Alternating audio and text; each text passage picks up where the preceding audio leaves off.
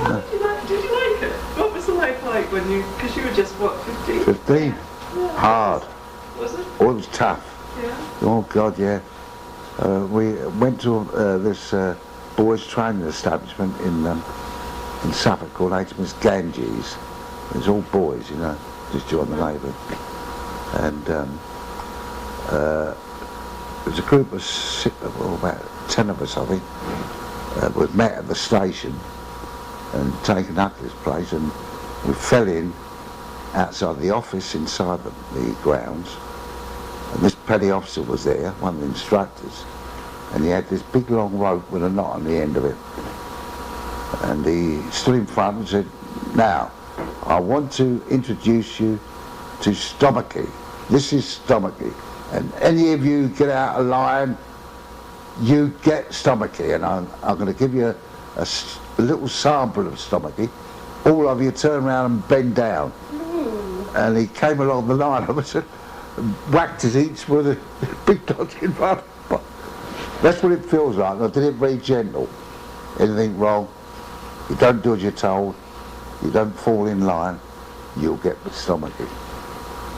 That was the introduction to joining the Navy as a boy. Well, how many of you 15-year-olds would have been together? Like, were you in a barracks or on a ship? Yeah, it's a barracks. No, it's a barracks. Yeah. A huge courtyard. Yeah. Oh, well, there must have been a couple of hundred boys all together. But you're broken up into units, and you progress from one to the other. You know, you did your training. And I always remember it was in the courtyard. There was a great big tall mast built with all the rigging on it. You know, like a sailing ship thing. Very tall, and must have gone a good 80 or 90 feet up in the air. And every morning, that was part of the routine, we had to clamber up these rope ladders up this mast to the top, and then down the other side. Frightening if you've been. There was a lot of physical. Oh yeah, there was. They were cruel, really. Yeah. There was a couple of cases there, but I was there. One boy chopped his finger off deliberately so he could get away. Oh gosh. And well, you didn't have to stay though, did you? Yes, you did. You committed. You signed. Yeah. And you it was committed. Like a contract. Right. Yeah. Even at the age of 15. Yeah. You signed on for 12 years from the age of 18. You were 15, so I didn't even start until you were 18. So you had another 3 years? Yeah. Oh. And did you get paid then? Towards what was it? The equivalent of well, in those days it was one from I think no, a shilling a week. A shilling a week in those days. Yeah. And that seems terrible. 15 and you're tied up for all those years with no way out. No. Oh no, you were tired. Yeah, that's it. You couldn't know. Didn't you tell me one time a lot of Bernardo boys were there as well? Yeah, there were. They were what again? A lot of the Bernardo's boys, you know, they were boys that no parents, you know, and they went to these Bernardo's homes and were raised there. And not all of them, but a lot of them, if they were physically fit and so on, would they sent them to join the Navy. One way they got recruits, I expect, you know. Yeah. But there's another guy who committed suicide while I was there too. Just to get away, couldn't take the pressure. But you are grouped together, and like everything, when you're grouped together, doesn't matter how hard it is, your comrades, eh?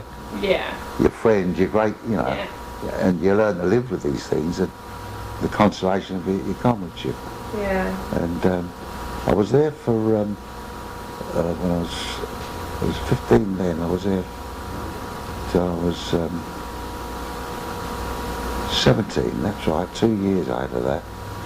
The only leave we ever got was a country lane, and on Sunday they used to let us out in this country lane, and we just had to, wasn't allowed off the road, just had to walk up and down there. Really? There's nothing there at all, just country. Oh God. And with these petty officers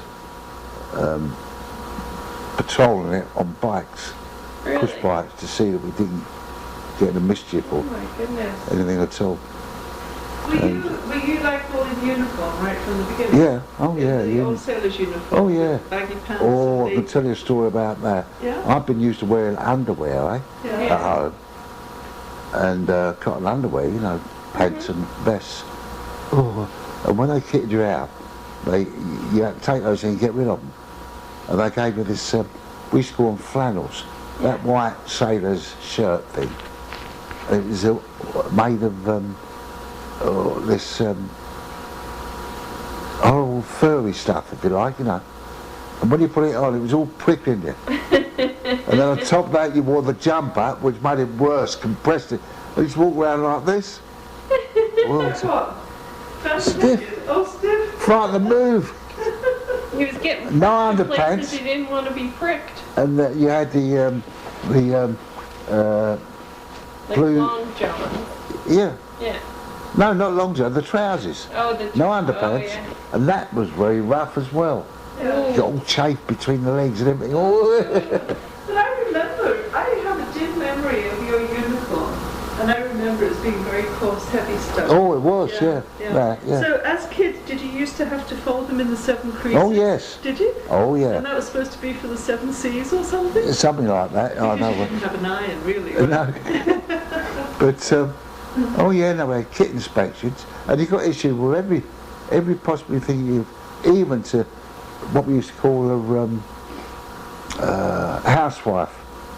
And that was a thing that unrolled with little pockets in it, and it had needles and cotton,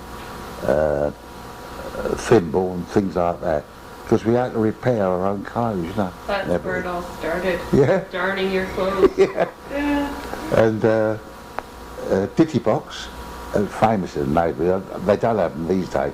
It was a wooden box with a lid on it, and you used to keep your personal effects in there. Right. They call it a ditty box, yeah. A ditty. Ditty box, D-I-T-T-Y box. Ah. Yeah. And then you got also, apart from your uniform, your blue uniform, you got a white duck with a canvas one, with a tropics or anything like that. Oh, okay. And a sort of a dungarees suit as well, Yeah. top and bottom, for working in, you know. And a hammock, your own hammock, with a mattress in it, you know. And you had to down that, you took that everywhere with you. Right. And a big kit bag, and all your stuff went in the kit bag, except your hammock, you couldn't get that in there. Right. And everywhere you went, that was yours.